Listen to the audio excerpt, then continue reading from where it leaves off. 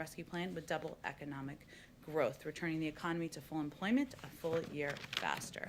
A couple of other updates from our COVID team. You may have also seen this. Jeff Zients, the COVID coordinator, made a few announcements earlier this afternoon. Today, we announced the launch of our Federal Quality Health Centers, FQHC, vaccination program. Community health centers provide primary care services in underserved areas, reaching almost 30 million people. Under this new program, we will begin directly sending vaccine supply to community health centers, enabling them to vaccinate more of the people they serve, alongside other efforts like mobile health units and community vaccination centers. This announcement is another tool we are providing to state and local leaders in their work to reach underserved and hardest hit populations. Importantly, this program grew in part out of a suggestion from House committee chairs that the president had, of course, had a meeting with them on Friday, but even discussions prior to that. And he informed them during a call this morning that this program would be rolled out. Let's see, last few pieces. We also announced another increase in weekly vaccine allocations to states, tribes, and territories, bringing us up to 11 million doses. So overall, this after weekly increases the past 2 weeks, and it's a net 28% increase to states since we entered government. These announcements convey our steady drumbeat of progress and action by the federal government and our whole of government pandemic response. The president also will meet with members of the COVID response team in the Oval Office today to discuss their work and the next steps in shutting down the virus and getting American life back to normal. Last thing, I've noted a number of times, and some of you have asked about our progress and efforts on confirmations. We're pleased to see Dennis McDonough confirmed last night with 87 yes votes as the new Secretary of Veterans Affairs, and he, of course, is being sworn in today. We also would just like to reiterate the importance of getting our nominee, the president's nominee, to lead the Department of Education, Miguel Cardona, confirmed, obviously at a time where the American people are focused on the reopening of schools, focused on doing that safely. This is a step that Congress could take. He's obviously a pivotal and key partner in ensuring we can get that done swiftly and safely. With that, Alex, let's kick it off. Thanks, Jen. I wanted to ask you off the top about the attempted hacking and poisoning of the Oldsmar, Florida water supply. Does the White House have any details on who committed the hacking, and is there any plan for review of water supply stations across the nation or an effort to shore up the cybersecurity measures at those stations? Well, as was announced earlier today, the FBI and the Secret Service, of course, are undergoing an investigation. That's something we'd certainly defer to them on any specific details of their findings of that investigation. I will say, broadly speaking, that the president, the vice president, members of our national security team are focused on elevating cybersecurity as a threat that has only increased over the past several years. That's why they've made it an across government focus on why he has elevated positions in the White House and other parts of our government. And then can you share any details on the president's visit to the Department of Defense? What will he be discussing with Secretary Austin? Sure. The president will visit the Pentagon tomorrow, where he will thank the men and women serving our country and keeping the American people safe.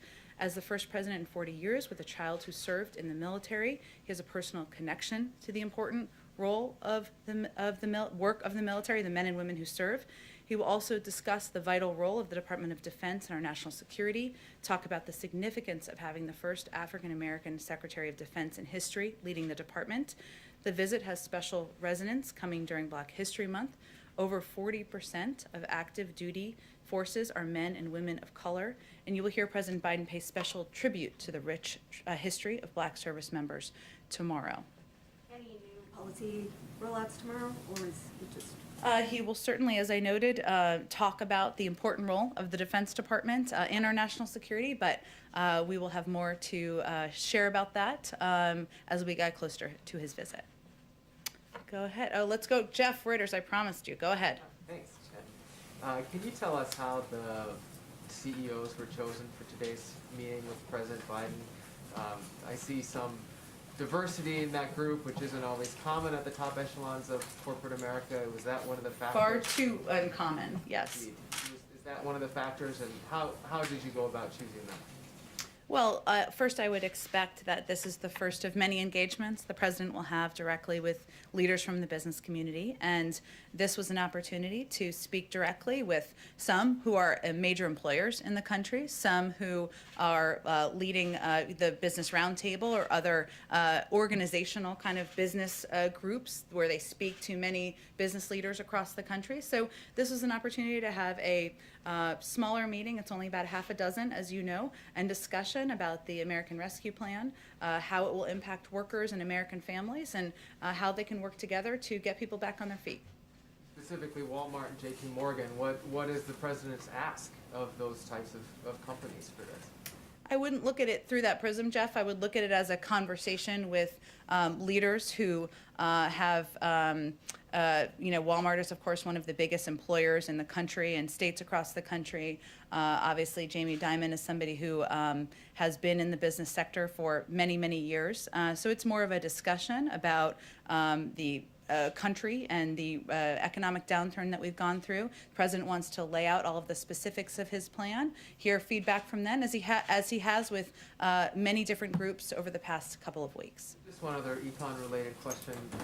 Did the White House ask OMB Director nominee Neera Tanden to apologize to Republicans in her testimony this morning? And how confident are you about that nomination now? Well, the president wouldn't nominate anyone he wasn't confident could get confirmed and didn't deserve the consideration and confirmation of Senate Democrats and Republicans. We certainly did not ask her to make any specific comments in her testimony today. Go ahead, Kristen. Thank you, Jen. A couple of questions on the impeachment and then the COVID package that President Biden is proposing. First, on impeachment. Today there's going to be a debate over the constitutionality of the process, whether it's constitutional to try to remove from office a former president.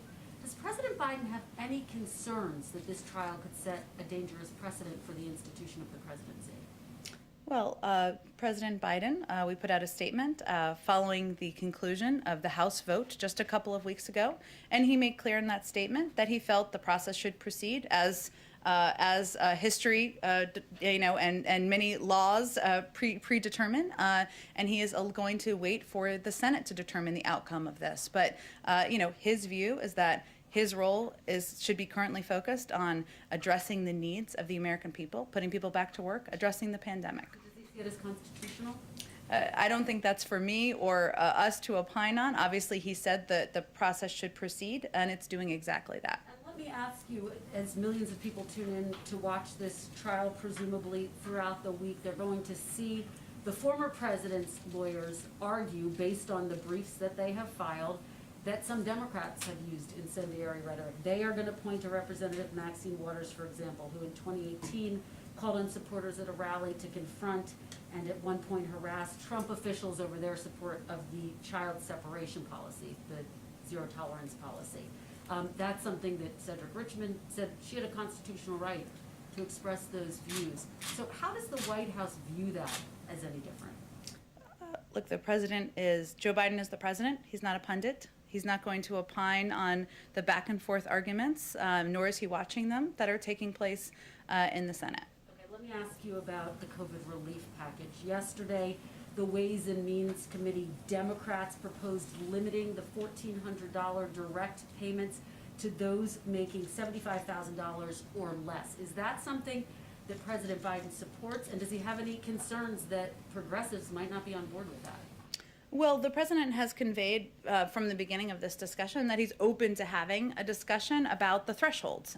He has been firm in his resolve that Americans should be made whole on the $2,000 checks, which of course would mean maintaining his firmness on the $1,400 checks, right? But there's been a discussion about the thresholds and what those should look like. And he doesn't feel that families making over $250,000 a year should be the target of this relief. But there is a scale up, right? Even in the recent negotiations from the 75 and from the 150, it's just will reach a certain top thresholds where people would not receive relief. So So, but has he determined whether he would support that? Does he support 75,000 as being the threshold? It's not the threshold. That's kind of who would receive the maximum amount. There is then a scale up beyond that. These negotiations are ongoing. We certainly support the discussions as they're happening, and certainly his view is that he's open to the discussion about making them more targeted and ensuring that people who need relief the most receive the relief. Go ahead. I had a couple, but I wanted to follow up on something Jeff asked, which Okay. is Jamie Dimon is among those participants, and there's been complaints both that big banks like JP Morgan have made it difficult for small businesses, minority businesses to access PPP loans, and lots of data that shows recently big banks have been scaling back consumer lending and instead buying government securities. And so I know that this is kind of a cheerleading event for the president's legislative package, but is he going to raise either of those issues with Jamie Dimon when he has the opportunity? Well, the president does not have a litmus test that he gives people before he meets with them in the Oval Office. Otherwise, he would not have met with 10 Republicans last week. So they don't agree with him on everything. I'm sure the business leaders would convey that to you. He doesn't agree with them on everything. But this is really a discussion about the American Rescue Plan, a plan that will help spark economic growth, help put people back to work, help get our economy on a path to recovery, and hopefully that's something they can all agree on. And I know that you guys have put together a task force to look at domestic extremism following what happened in January. But there's been a lot of reporting about the breakdowns that have happened in the government ahead of that, coordination between DHS and the FBI and Capitol Police.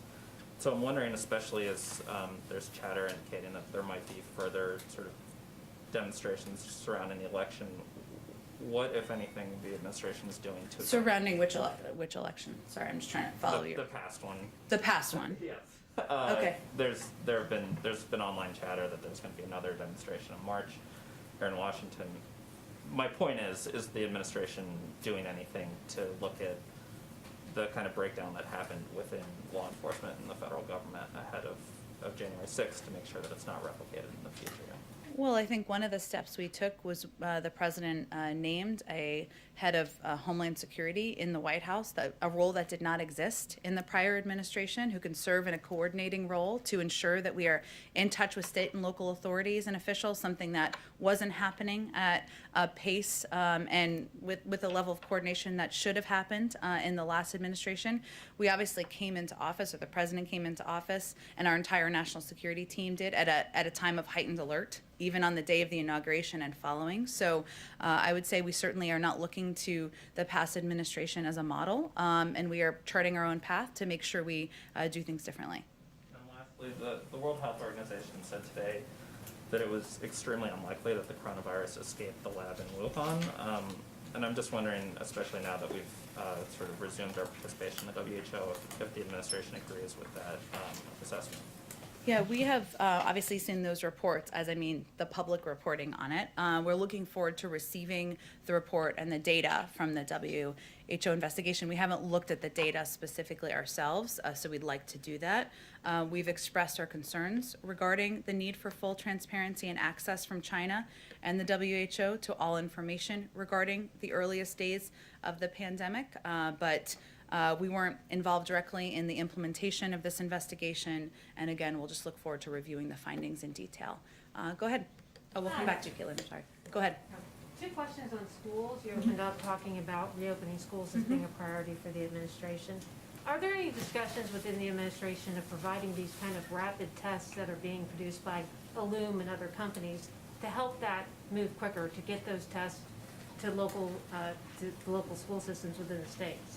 Well, our focus really at this point in time is waiting for the CDC guidelines to come out and give schools across the country, school districts across the country, the first medical and scientific recommendations and guidelines that have been given from the federal level. And Obviously, once those are put out publicly and concluded, we will look for ways to work with states to ensure that schools are getting the resources they need. That's part of why we proposed funding in the American Rescue Plan, but we want to wait to see what the health and medical experts have in those guidelines to ensure we're directing those resources in the right way or working with states to do exactly that. Okay, secondly, on President Biden's transgender rights executive action, specifically when it applies to high school sports. What message would the White House have for trans girls and cis girls who may end up competing against each other and sparking some lawsuits and some concern among parents? So does the administration have guidance for schools on dealing with disputes arising over trans girls competing against and with cis girls? I'm not sure what your question is. The president's executive order has. I'm familiar with the order, but what was your question about it? My question is, does the president have a message for local school officials on dealing with these kind of disputes that are already starting to arise? Between, trans girls who are competing and cis girls and a level playing field, particularly in high school sports when it leads to college scholarships. Is there any kind of messaging or clarification that the White House wants to give on the executive order? I would just say that the president's belief is that trans rights are human rights, and that's why he signed that executive order. And in terms of the determinations by universities and colleges, I would certainly defer to them. Go ahead oh, sorry, Caitlin, go ahead. Go ahead, and then we go to the back. Go ahead. It's okay, I don't mind when you call me. I have 3 quick questions. One, on what Democrats have put forward with these stimulus checks, it's not changing the income cap. So instead of limiting it from the $75,000 to get the full $1,400, that's staying where it is.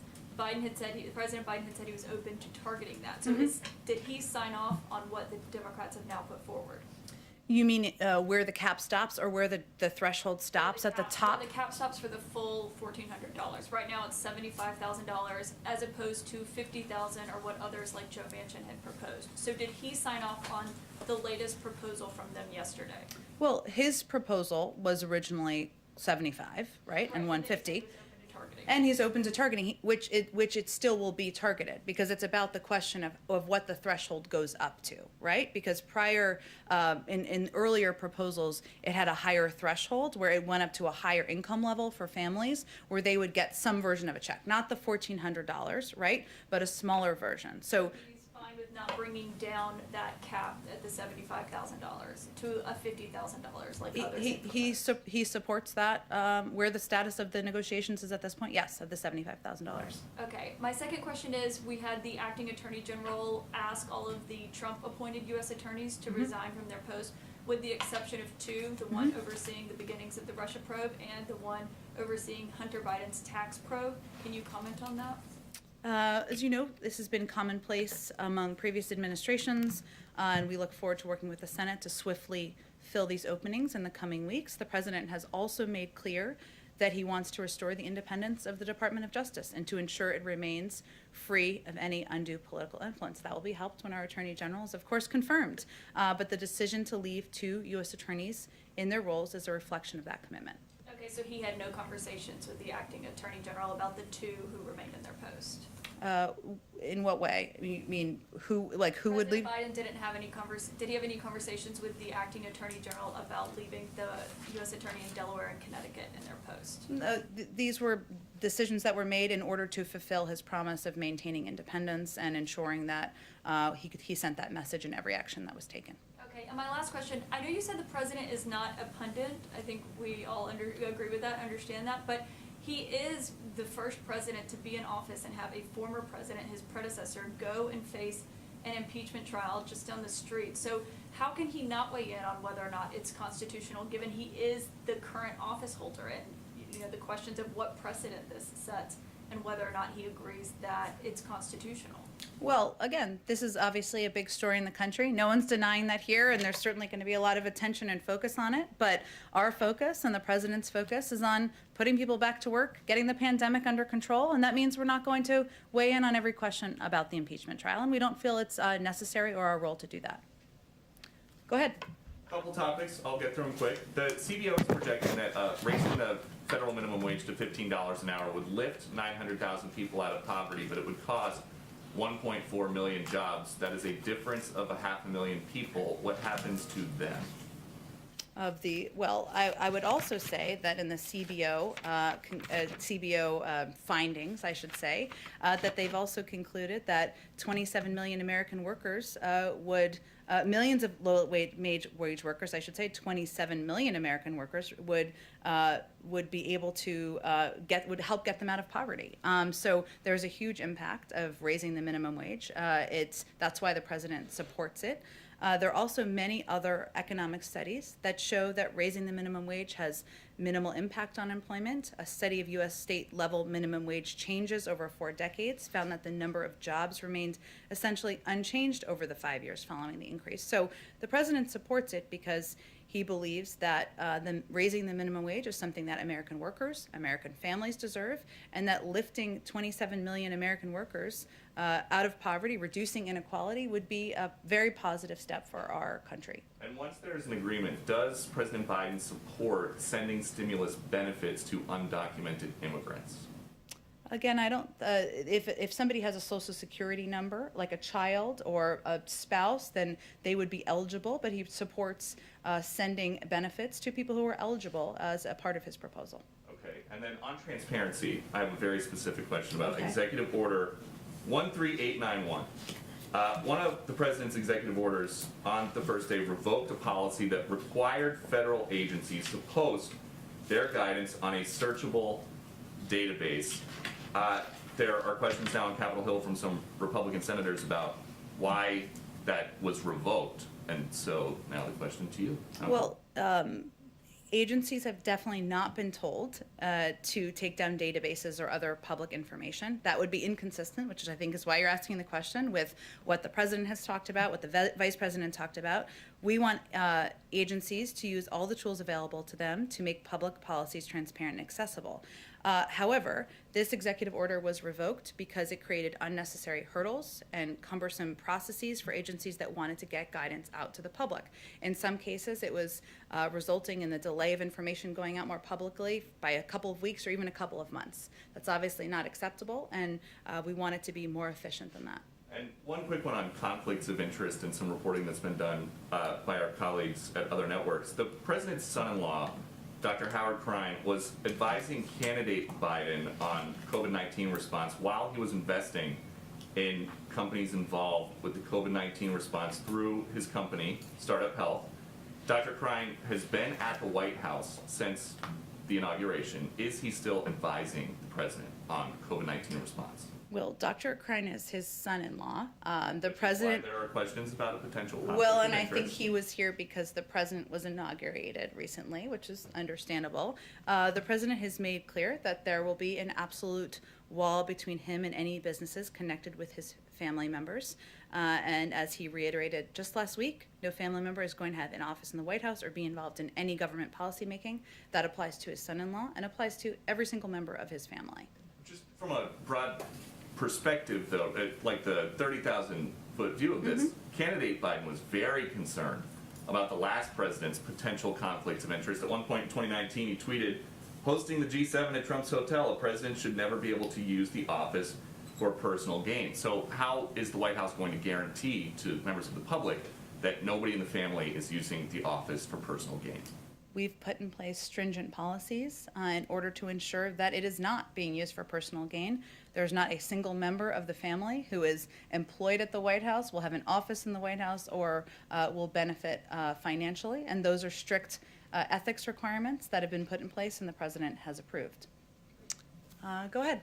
Thank you. 2 questions, if I might. One, on the president's stimulus package, you've been arguing consistently that his goal of unity doesn't mean creating a one party, right? And you also point out that there are polls supporting what he's trying to get out there. But what is his bottom line for showing that he has really tried for unity? Would there be 1 Republican senator would be enough? Would 0 be enough? Like, would he be happy if no Republican senators support his bill? I guess that's what it boils down to. Well, the president is certainly hopeful that the process that's underway now, the markups that are happening in the House, the markups that will then proceed in the Senate will provide an opportunity for Republicans, Democrats of all different political stripes to put their ideas forward and have those ideas considered. At the end of the day, his view is that urgency is his first priority here, and that the American people, people who are concerned about getting food on the table, 1 in 7 American families, people who are worried about reopening schools and getting their kids back in the classroom, people worried about whether their grandmother and their cousin are going to get vaccines, that's where his priority is. So the question really is, if 74%, depending on the poll, of Americans, including the majority of Republicans in some polls, support this proposal, support the components of this proposal, then why aren't more Republicans supporting it? We certainly hope they will, and welcome them to the table. Go ahead in the back. I did have one other small, Sure. if you don't mind. This is literally a housekeeping question. Okay. People keep saying Literally Yeah, housekeeping, this is okay. actually housekeeping. Okay, You're probably going to say it's I'm very interested to hear what this is, but go ahead. You're probably going to say it's the airplane question today, but I certainly am not. I've learned my lesson on that it's one. not the airplane, I promise you, but it's close to the ground. President Trump, former President Trump, he broke tradition by not having his predecessor have a portrait hanged up here. Mm-hmm. That, as far as I understand, that was something that was considered totally the normal thing to do. Will President Biden be inviting his predecessor to hang up a portrait somewhere? And will he get the Obamas back in to finally get their ceremony? I have no portrait revealings or portrait plans or portrait events to preview for you, but I have not been given any indication that we would break with tradition in that regard. Go ahead. Thank you, ma'am. This is distinctly not an impeachment question, but. Okay. It can be an impeachment question. You can ask whatever you want. Go ahead. Thank you. Does the president believe that former President Trump engaged in insurrection as described in Section 3 of the 14th Amendment? The president has put out multiple statements conveying that what the president did and his words and his actions were, and of course the events of January 6th, were a threat to our democracy. But he ran against him because he was concerned that former President Trump was unfit for office, in part because of his past history of invoking violence around the country. So President Trump is not here because, former President Trump is not here because President Biden defeated him. More of the American people voted for him, and now his focus is on delivering on his promises to the American people. On an unrelated note, where does the president stand on an effort in California to recall Gavin Newsom? I have not spoken with the president about the recall, I should say, or the efforts to recall former Governor Newsom. Obviously, he is somebody who he has been engaged with in the past. They have a range of issues they have common agreement on, from the need to address climate change, to put people back to work, to address the COVID crisis. We remain closely engaged with him in his office. Go ahead. Thank you, ma'am. I've got a quick personnel question and then 2 follow-ups. About a year ago in March, President Biden said that Beto O'Rourke would be helping him when it came to his push for gun control. Does Mr. O'Rourke have any official role here at the White House, or has the president discussed anyone with him? He doesn't have any official role. Obviously, the president spoke that back then during the campaign, and I know still has admiration for the role that Beto O'Rourke played in elevating the issue of gun violence and the need for gun safety measures, but I don't have any personnel announcements to make. And then you talked about hopes for transparency from China, and you talked about the need to get that data from the World Health Organization. Earlier in the pandemic, April and May, there was a lot of criticism that the World Health Organization was praising China for its transparency at a moment when China certainly wasn't. Are there any type of reforms now that the United States has rejoined that President Biden would like to see from the World Health Organization? Well, one of the reasons, of course, that we want to take a look at the data ourselves is because we were not involved in the planning and implementation of the investigation. We also feel, of course, we rejoined the World Health Organization, but that it's imperative that we have our own team of experts on the ground in our embassy in Beijing and otherwise to make sure we have eyes and ears on the ground. But I don't have any more reforms or anything to announce for you at this point in time. And then back to the CBO report that Peter was asking a second ago. Yep. Is there a specific plan for anyone who would lose their job if the minimum wage is increased, or is it just a hope that CBO is wrong about those numbers? Well, remember that the plan, the American Rescue Plan, why there was a score of any component of it, would put millions of people to work. And that is also something that outside economists and many studies have shown. And so our whole objective here is to make sure, I should say, make sure we are getting people the assistance they need, make sure we are putting vaccines in the arms of Americans, and make sure we are, reopening schools. And let me just remedy something I just said. The president is going to roll out a Build Back Better agenda, a jobs package, in the coming weeks. Part of his objective is combined with this package to make sure we are not only addressing the pandemic, but we are also reinvigorating the economy. So his goal with all of these plans is to work with Congress to put people back to work. And the minimum wage, increasing the minimum wage, is a way to ensure that workers are pulled out of poverty, that millions of workers who are doing honest work and making an honest living are not living on the poverty line. He thinks that's right, and that's something that should happen. But he has had no shortage of proposals to put people back to work, and part of the reason this was scored is because he's starting to put proposals forward. Go ahead, Hans. Just two questions. One, the first one, a pool question from a colleague in Canada. And that is that Canada's announced that it will require COVID negative tests for anyone crossing the land border into the United States. Does the U.S. plan to reciprocate? I don't have any additional travel restrictions to read out for you. Obviously, our COVID team and our health and medical experts make recommendations based on what is necessary to keep people safe, and they've put in place some travel restrictions, but I don't have anything to preview for you or predict on the Canada land crossing front. Okay, and then you mentioned the sort of goal of opening up schools swiftly and safely.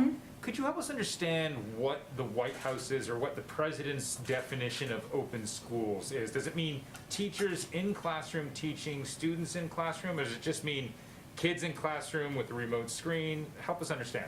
Sure. His goal that he set is to have the majority of schools, so more than 50%, open by day 100 of his presidency. And that means some teaching in classrooms. So at least one day a week, hopefully it's more. And obviously it is as much as is safe in each school and local district. When you say some teaching, you didn't use the same majority qualifier there. You just have to have some teaching in school, some teachers in school, not the majority of teachers in school and the majority of classrooms. Well, teaching at least one day a week in the majority of schools by day 100.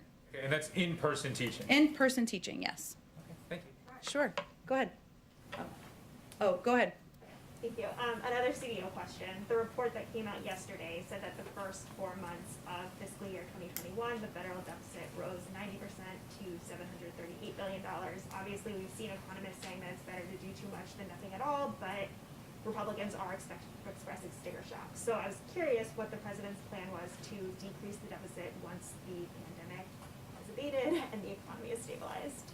Well, one thing that could happen is that the tax cuts for the highest income could be rolled back, and there's kind of a newfound concern about deficit reduction among some who supported those tax cuts. So, that's one suggestion. But the reason that the president and members of his economic team feel that a package of this size is so essential at this moment is because we are dealing with a pandemic. We are dealing with an economic downturn. People are suffering. The American people need assistance. And this emergency relief is something that the cost of doing nothing or the cost of doing too little is the greater risk, in his view and the view of many economists, and including his Secretary of Treasury. Thank you, Jen. Oh, thank you, everyone. I know you have to go. We'll do this again tomorrow. Thanks, Jen. Thank you.